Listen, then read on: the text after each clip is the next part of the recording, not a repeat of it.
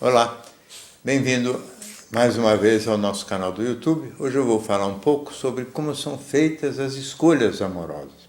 As pessoas têm uma ideia ainda muito ingênua de que a escolha amorosa se dá meio por acaso ou meio por flechadas do cupido, mas não é assim. Quer dizer, as escolhas amorosas, e principalmente aquelas de ordem conjugal, aquelas que se transformam em casamento, sempre seguiram normas e padrões culturais. Até muito pouco tempo atrás, talvez 150, 200 anos atrás, e até hoje em determinados grupos, a escolha dos parceiros conjugais é feita pela família. São arranjos familiares segundo conveniência e interesses. E esses interesses são interesses de ordem prática, interesses que também são muito fundados na ideia de afinidade, de caráter e de projetos de vida, afinidades religiosas, às vezes afinidades raciais. Então, isso tudo cria uma condição para aproximar dois jovens de famílias que têm já coisas em comum, ou interesses comerciais, ou principalmente na época dos clãs, há interesses rurais em comum, e isto não raramente determinava bons relacionamentos conjugais, onde o sentimento amoroso ia crescendo depois e com calma, por causa justamente das afinidades e das coisas em comum que se tinha. Quando os jovens vieram para a cidade, a partir da Revolução Industrial, segunda metade do século XIX, então as escolhas sentimentais passaram a se dar espontaneamente por eles, quer dizer, em função daquilo que passou a ser o encantamento amoroso. Esse encantamento amoroso tem vários ingredientes, evidente, mas um dos ingredientes é racional também, e, portanto, definido pela cultura. E esse ingrediente racional sempre foi fundado na ideia prática, de complemento, ou seja, de um buscar no outro aquilo que falta em si mesmo. Então, a norma, aquilo que se falava como vamos dizer, a regra fundamental para os bons relacionamentos era que um fosse a tampa e o outro a panela, ou seja, um complementasse aquilo que falta no outro, um tivesse a garra e a agressividade que falta no outro, que fosse mais panos quentes, mais tolerante, que um fosse mais agressivo e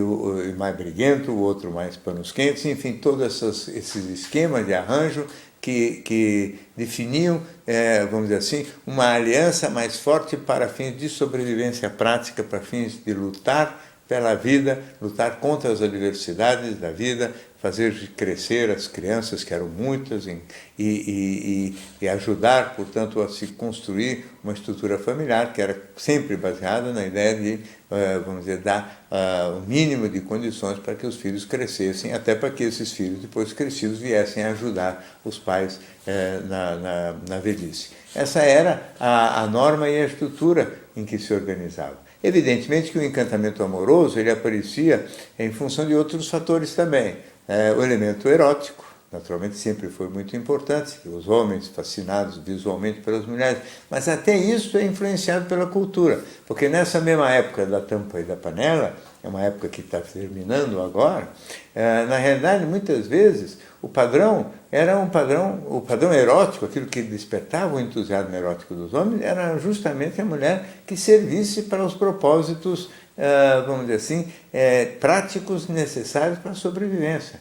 As pessoas contam que nas colônias italianas primeiras, no sul do Brasil, em que a vida era muito dura, área rural, para o cultivo da uva, eventualmente do vinho, na região da Serra do Gaúcho, a mulher atraente, a mulher legal, a mulher boa de casar, era aquela mais forte, mais gorda até. Aliás, a mulher mais gorda era o padrão estético até o início do século XX, e muitos dos quadros e dos pintores mostram essas mulheres mais rechonchudas como a mulher sensual. Essa mulher mais forte, mais guerreira, que era a mulher atraente para esses colonos, eram justamente aquelas que tinham a força física para cortar a lenha, para fazer funcionar o fogo de lenha, a mulher que servisse para as coisas também operacionais e práticas. Então, eram atraentes as mulheres que soubessem fazer bem a sua parte no serviço da família, que em geral era um serviço especializado. O homem vai buscar o pão, a mulher cuida da infraestrutura, e essa infraestrutura era extraordinariamente pesada e penosa. Então, tudo isso tinha que entrar no jogo também das escolhas e das alianças conjugais, além de um fator vamos dizer assim, sentimental, um fator X que eu digo, que é as pessoas acharem graça no sorriso, no jeito de andar, no timbre de voz, enfim, nos detalhes e sutilezas de cada pessoa, que fazem umas mais encantadoras para a gente do que outras, né? Mas, enfim, a vida e a escolha sentimental era sempre muito definida pelas razões de ordem prática. Essas razões se modificaram completamente nos últimos 30, 40 anos, e então o que nós temos visto hoje é justamente uma crise de valores em que muitas pessoas ainda se casam segundo esse critério da tampa e da panela, e esse sistema já não funciona tão bem, porque hoje os objetivos da vida em comum são completamente diferentes. 1/3 das famílias não tem filhos, quando tem filhos é 1 ou 2, muito pouca gente tem muitos filhos.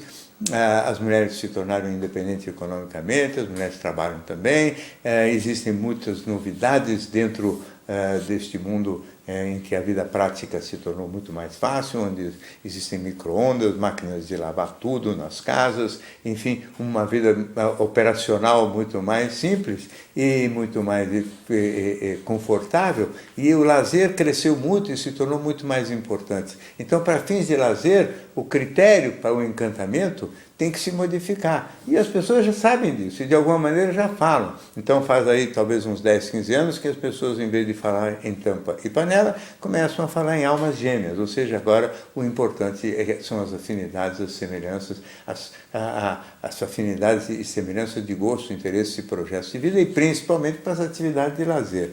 As almas gêmeas seriam pessoas, um novo critério de escolha, que, por enquanto, me parece ainda muito mais intelectual do que emocional. Então, as pessoas já sabem racionalmente que a escolha ideal é a das almas gêmeas, mas, na prática, continuam escolhendo ainda segundo o critério da tampa e da panela. É como se a razão e a cabeça e a mente funcionassem muito mais depressa do que o resto do corpo. Então, tem uma defasagem entre o que as pessoas pensam e o que as pessoas conseguem praticar. Essa defasagem, quando se resolver, provavelmente nós encontraremos um novo patamar de estabilidade e de qualidade das relações conjugais. É importante sempre dizer isso. As pessoas continuam querendo casar. Os casamentos continuam sendo muito frequentes e até aumentam em frequência. Um pouco mais tardios, mas cada vez mais as pessoas querem se casar. Só que o número de divórcios vem crescendo na mesma proporção, porque as pessoas ainda não entenderam a importância essencial de mudar o critério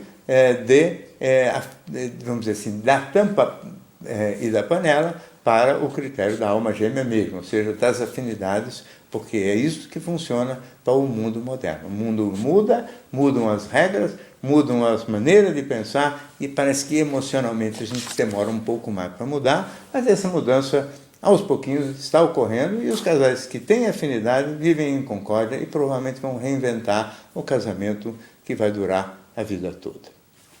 Muito bem, essa é mais uma participação aqui no nosso canal do YouTube. Se você gosta, inscreva-se e acompanhe e receba as novidades que toda semana nós temos por aqui. Até a próxima.